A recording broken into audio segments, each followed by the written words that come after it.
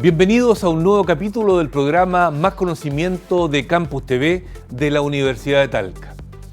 Contar con materiales sólidos, duraderos, livianos, son claves para elaborar estructuras que se utilizan en la aeronáutica, en la construcción y en la mecánica, entre otros aspectos.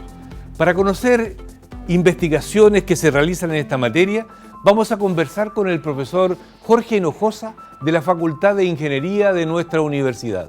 Acompáñenos a Más Conocimiento.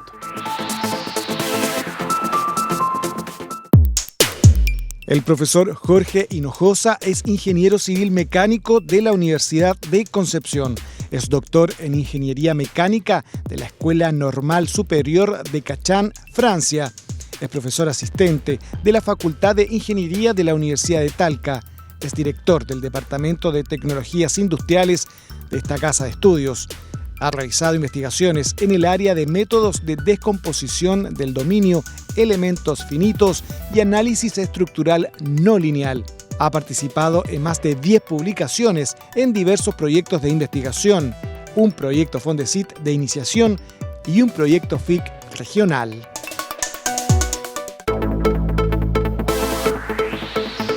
Conversaremos con el profesor Jorge Hinojosa de la Facultad de Ingeniería de nuestra universidad. Gracias, Jorge, por aceptar nuestra invitación al programa. Gracias a ustedes por la invitación, es un gusto poder estar acá y poder explicar de alguna manera lo que hacemos en ingeniería allá en Curicó. Y trataremos de que sea simple y no con muchas fórmulas matemáticas, ¿ya? Para conversar, Jorge, ¿qué son los métodos de descomposición de dominio? Ya el concepto no es fácil, pero tú trata de hacerlo simple. A ver, el método de descomposición de dominio parte de, cuando hablamos de dominio, es un cuerpo, un volumen o algo que queremos analizar. ¿De dónde surgen esto? Es que en algunos casos estos dominios son demasiado grandes. ¿Qué es lo que hay detrás de esto? Es una modelación matemática con ecuaciones, con incógnitas que tenemos que resolver. Y los computadores hoy en día no son capaces de tomar toda esa información y poder procesarla. Entonces, cuando hablamos de descomposición de dominio, el cuerpo, el volumen que estamos analizando, lo vamos a descomponer en pedacitos más chicos. O sea, voy a ir haciendo una traducción y a propósito de que ya te comentaba que estuve leyendo un poco de qué se trata. Cuando el tema a analizar es muy complejo, o muy grande. O muy grande en volumen también, ¿ya? De información. Claro. ¿Cantidad de información? Exacto. De partida podemos simular, pensemos en una estructura, por ejemplo en un avión. Ya. Si queremos poder analizar desde el punto de vista de la estructura, cómo se comporta debido a las cargas del viento, de lo que sea, queremos poder analizar hasta las perforaciones más pequeñas que tenga el avión. Pero estamos hablando de un detalle que es muy grande, perdón, un detalle que es muy chico con una estructura gigante. Por lo tanto, la información que tenemos de ese modelo es demasiado grande como para poder meterla en un computador normal. Lo que hacemos entonces es tomar este avión y separarlo en, no sé, el ala la separamos en 4 partes, el fuselaje en 10, la otra ala en 10 más, y cada una de esas partes las metemos en un computador, que hace el cálculo y estima cómo se va a comportar ese pedazo del avión en funcionamiento. El problema es que tiene que decirle a la otra parte, o a todas las otras partes, cómo se está comportando. O sea, entonces, tiene que haber una interacción entre estas partes. Claro, entonces estos métodos lo que hacen, tratan de optimizar la manera de resolver el problema, de encontrar el cómo se comporta la estructura completa y además optimizando la comunicación entre los distintos computadores. Doctor Hinojosa, parecía ser que vamos a adelantar un poco una pregunta que tenía preparada para más tarde, a propósito de que nombraste el avión. O sea, este modelamiento, permíteme usar el concepto de modelo, de matemático, que ustedes usan al compartimentalizar, a la descomposición de dominio, se usa en maquinarias tan grandes como un avión, en una nave espacial, también en las construcciones o solamente en máquinas grandes. Actualmente se ocupa principalmente en máquinas. Estamos hablando, como bien dijo, en aviones, en naves espaciales, puede ser en maquinaria de la alta minería, por ejemplo. Pero de a poco se está desarrollando esta metodología, no está completamente desarrollada y es por eso que la estamos estudiando, para optimizarla en este tipo de estructura. Si uno piensa, por ejemplo, en una estructura de edificios, de, digamos, construcciones, la manera en que se construyen eso es un poco diferente. Estamos hablando de hormigón reforzado con otro tipo de cosas, digamos piedra y otros materiales, que hacen que sea un poco más compleja la implementación, pero la manera en que funcionan esas estructuras, que son principalmente estáticas, no se ve la real influencia de esta metodología actualmente. Ahora, en particular, incluso estamos trabajando con un alumno de doctorado en un tema de crecimiento de grieta. Él es del área de construcción civil, así que él está viendo la manera de implementar esto en estructuras que están sometidas, luego, por ejemplo, después de un sismo, que crece una grieta, podemos evaluar cuál es la capacidad de la estructura de seguir funcionando a pesar de que tiene esa grieta. A pesar de la grieta. Claro, por ahí va. Entonces, estos métodos se han desarrollado bastante bien para lo que se conoce como un cálculo lineal. Ahora, esto a pronto dice cálculo lineal o no lineal. Ya me explicarás cuál diferencia no matemática existe en el tema. En general se apoyan de computadores, me imagino. Sí. ¿Existen software especiales para esto? ¿O utilizan los software generales que, por ejemplo, voy a inventar una planilla Excel para, ¿no? ¿O eso queda chico? No, queda chico. Queda chico, ya. Sí. Hay software especiales que son para diseño de estructura, pero de a poco han ido implementando esta nueva metodología. Es lo que se conoce como cálculo en paralelo, porque ocupamos 10, 100 computadores, todos trabajando en línea, en paralelo, digamos. Pero ¿Se requieren computadores especiales con mucha capacidad? ¿En memoria RAM, en memoria para almacenamiento? Claro, por ejemplo, lo que tenemos en Curicó instalado, el clúster tiene alrededor de, si no me equivoco, alrededor de 300 procesadores, que son los cerebritos que van calculando, y cada uno de esos tiene disponible alrededor de 8 GB en RAM. O sea, estamos hablando de un monstruo que tiene teras de RAM, que tiene cientos de procesadores, y por el momento esto es para hacer el desarrollo. Hemos logrado hacer cálculos interesantes, pero todavía son prototipos pequeños para demostrar de que esto funciona. Volviendo o sea, en otras palabras, esto no se puede hacer sin computadores. No, es imposible hacerlo sin computadores. De acuerdo. Estamos hablando de que tenemos millones de ecuaciones con millones de incógnitas. Wow. Uno piensa, no sé, 6x igual a 12, entonces el x vale 2. Ecuaciones así, pero que tienen millones de incógnitas y son millones de ecuaciones. Imposible hacerlo a mano. Imposible, sin duda. Hay otro tema que me interesa que abordemos. Hay un concepto de pandeo. ¿Ya? No sé si se pronuncia así. Sí, es pandeo. Ese pandeo, algo estuve mirando, tiene que ver en unas columnas la flexibilidad, voy a decir posiblemente el movimiento. ¿Va por allí la cosa o no? Más o menos. La manera más simple que he encontrado explicarlo es cuando uno toma un tallarín, lo comprimimos y al comprimirlo de repente se dobla, se curva. Eso es pandeo. Y en algún momento va más allá de la curva y se puede quebrar. Se puede quebrar, claro. Eso ocurre en todos los elementos que tienen al menos una dimensión más pequeña que la otra. Estamos hablando una columna, una barra o, por ejemplo, una placa. Y son casos que ocurren cuando estos están en compresión solamente. Entonces, uno no le aplica, en el caso del tallarín, yo no le aplico flexión y se termina flectando. Solamente lo aprieto. Presión. Lo estoy apretando y se curva. O si uno agarrara una hoja de papel y la presiona, también tiende a doblarse. Eso es pandeo. Y eso ocurre en la estructura. En los aviones ocurre.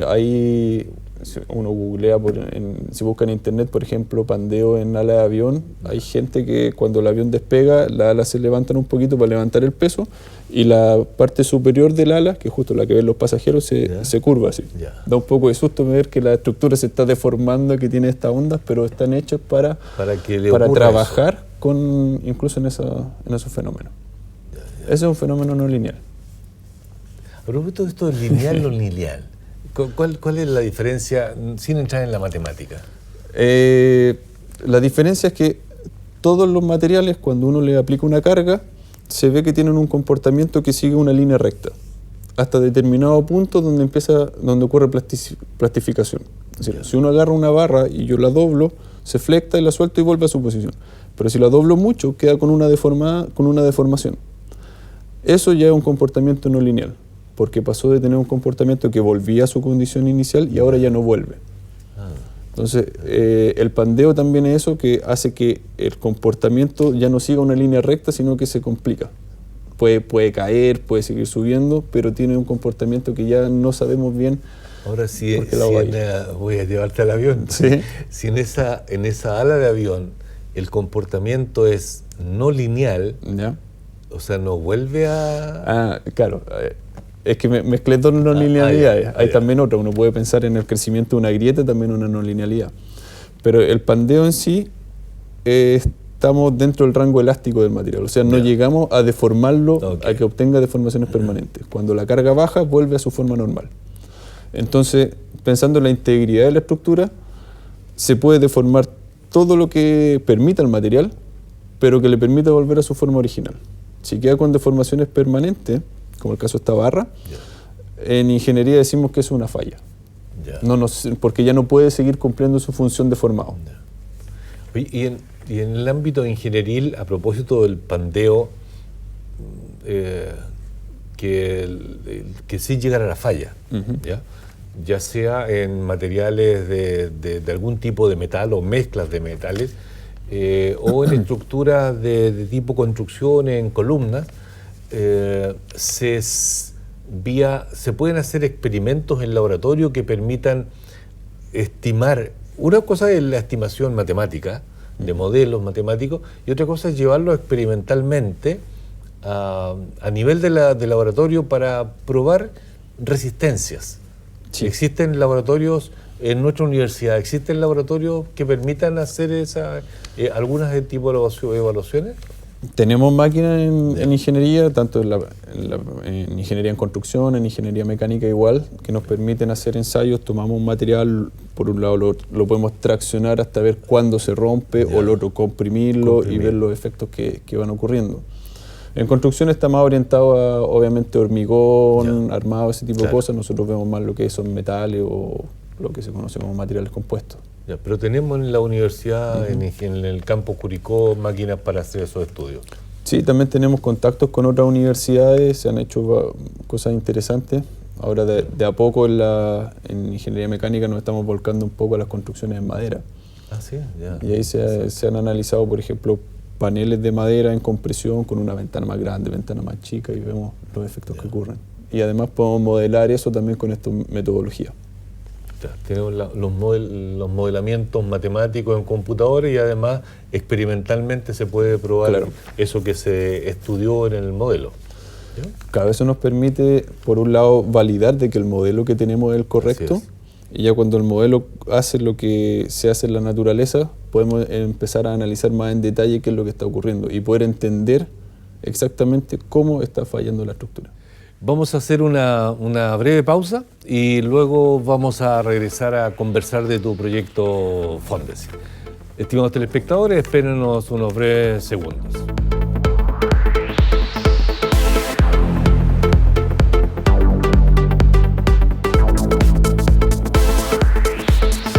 Estamos conversando con el profesor Jorge Hinojosa de la Facultad de Ingeniería de nuestra universidad.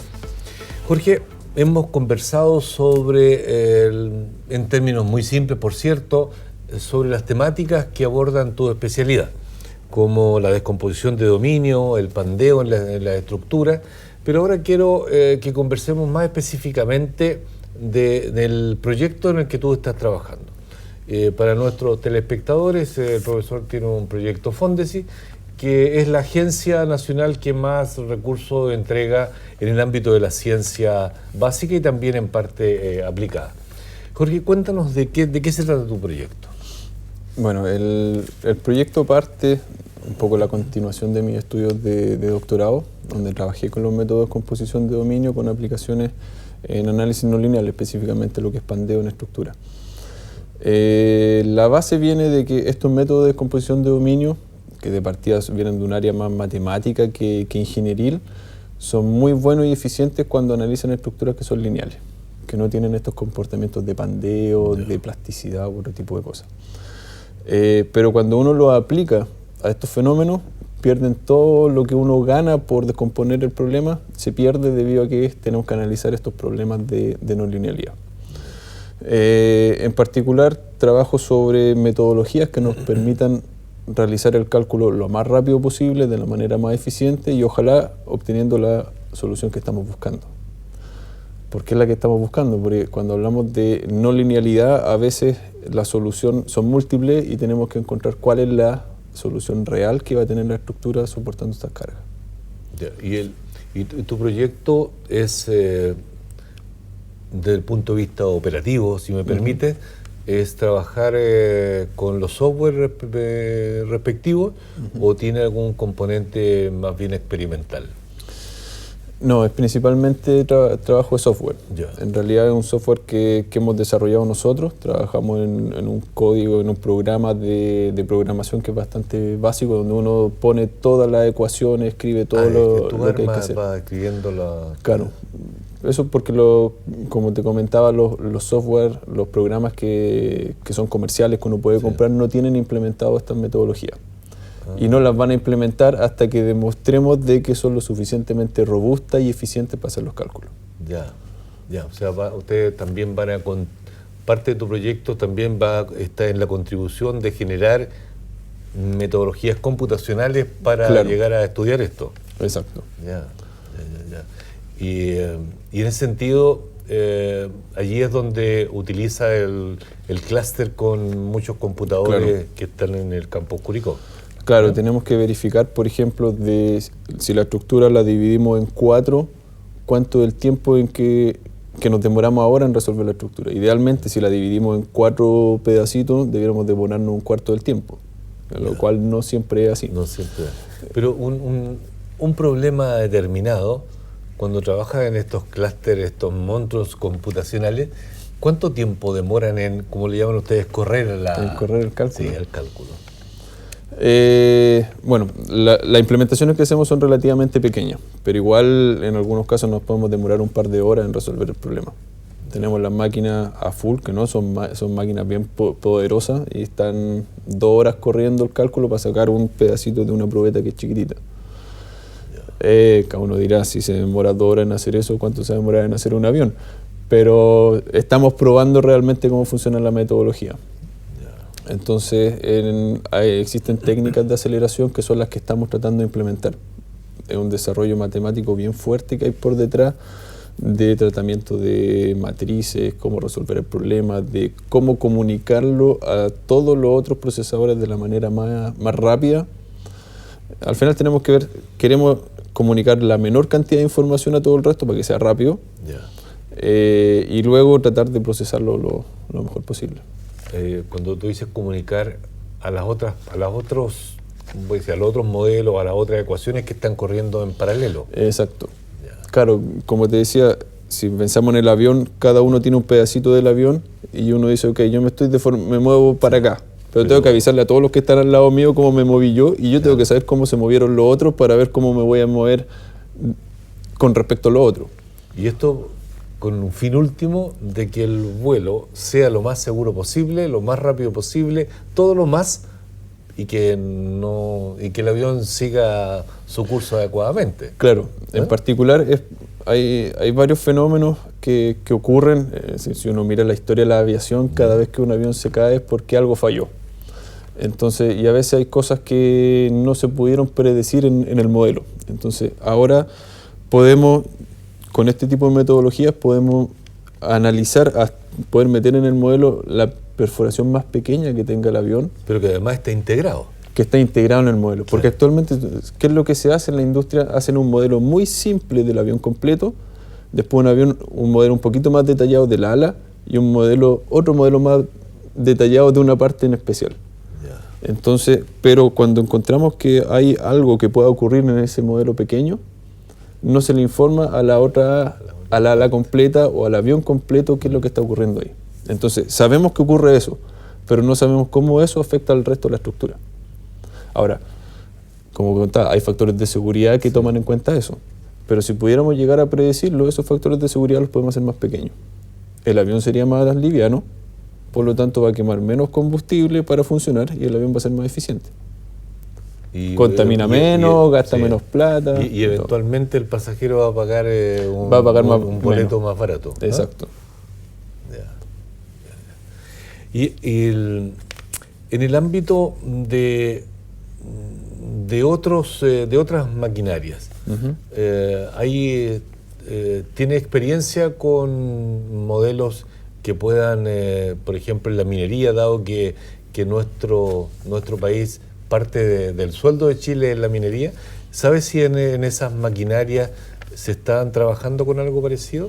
¿Otros grupos de ingenieros, tal vez? Las aplicaciones son diversas. En Estados Unidos hacen aplicaciones un poco más, digamos, más bélicas, porque son el ejército el que pone las lucas. En Europa, que es donde yo estudié, lo hace principalmente ADS, que son los que construyen aviones, naves espaciales, los lanzadores de satélites. Entonces, por eso las aplicaciones que estoy hablando van más orientadas a esa área. Pero la industria automotriz también de a poco se está metiendo en esto. Más encima, estos modelos permiten además mezclar diferentes cosas. El efecto, por ejemplo, del ruido externo que entra en el vehículo, no sé, vibraciones que pueda tener el vehículo cuando está andando. Entonces, se abre un poco el camino de las cosas que uno puede hacer. Los autos de hace los últimos años implican tener un computador en el auto. Antes eso era impensable, ¿no? Claro, que ahora todo se controla. Ahora está todo controlado. Ya no confían en los conductores. Así es. Y a futuro pareciera ser que, a propósito de los autos eléctricos, que dice que uno podría sentarse y el auto, si es que el camino lo permite, entiendo. O sea, es posible que entiendo que en rutas especializadas el auto puede, en estos momentos, andar solo, un auto especial. Claro. Pero los caminos actuales, las vías actuales no permitirían sacar a la Panamericana nuestra, a la Ruta 5 Sur, un auto de estos, ¿verdad? Auto, sí, claro. No podría. Pasemos a otro aspecto que importa en el ámbito de la investigación. En los tiempos actuales la investigación está también globalizada como otro aspecto y se requiere la participación, la interacción con otros investigadores. En el caso de tu disciplina, ¿es importante eso? Sí, yo creo que no hay disciplina de investigación que no requiera colaboración. ¿Tú mantienes colaboraciones en Francia, donde estudiaste tu doctorado, por ejemplo? Sí, seguimos trabajando con la gente de Francia. Hay algunos investigadores acá en Chile, no necesariamente en el área de método de descomposición de dominio, pero sí en la parte más práctica de la aplicación. Lo que nos sirve para validar algunos modelos. Hay una comunidad grande en Chile, pero que es más matemática y que se ve en el desarrollo de algoritmos, metodología, pero no ven la aplicación. Y nosotros agarramos un poco eso, tratamos de armar esta cosa. Necesitan una matemática aplicada. Claro, y buscamos cómo aplicarla. Entonces sí, colaboración hay. Y los encuentros con estas redes de investigación, ¿cómo ocurren? ¿Ocurren porque hacen meeting, hacen reuniones, congresos? ¿Es porque publican juntos un resultado? Y a propósito de las publicaciones, ¿cuánta importancia tiene en tu ámbito el publicar en estas revistas que las pueden leer en cualquier parte del mundo? Yo creo que no hay investigación si uno no publica. La investigación o los desarrollos que uno logra hacer hay que compartirlo. Si no, no sirve nada meterlo en un cajón y que no le sirva a nadie. Es fundamental. Con respecto a la comunidad chilena, hay una sociedad chilena de mecánica computacional que todos los años organiza jornadas de mecánica computacional. ¿De mecánica computacional? Claro, el año 2014 la organizamos en Curicó, en la Facultad de Ingeniería. Y ellos, claro, si bien mecánica computacional abarca todo lo que tiene que ver con modelar en base a computadores cualquier fenómeno, digamos, de dinámica, cómo se mueven los fluidos en un sistema de tuberías, por ejemplo, o esto mismo análisis de estructura, que es lo que nosotros hacemos, nos permiten interactuar con las distintas áreas de la ingeniería mecánica. Jorge, estamos llegando lamentablemente hacia el final del programa. Ha sido muy grato y también novedoso, interesante conocer los ámbitos que investigas en el campus Curicó. Te agradecemos el hecho de que hayas aceptado la invitación al programa. Para mí es un gusto haber estado acá y sí, siempre va a ser un gusto venir a explicar las cosas que uno hace. Y creo que una parte importante, tratar de llevar la ciencia a todos lados, no solamente que quede dentro de las universidades, pues, y ojalá que la gente... O en los papers, en las publicaciones científicas, ¿verdad? Claro, sino ojalá que le llegue a la gente también. Exactamente. Bien.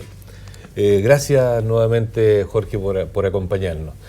Hemos conversado con el profesor Jorge Hinojosa sobre ámbitos que, él haciéndolo simple, de todas maneras siguen siendo complejos, de cómo, por ejemplo, llevar a la mayor seguridad posible un vuelo en un avión. Eso implica mucha matemática aplicada con modelos que requieren mucha tarea de computadores de gran tamaño. Gracias a ustedes por acompañarnos y nos veremos en una próxima oportunidad. Hasta pronto.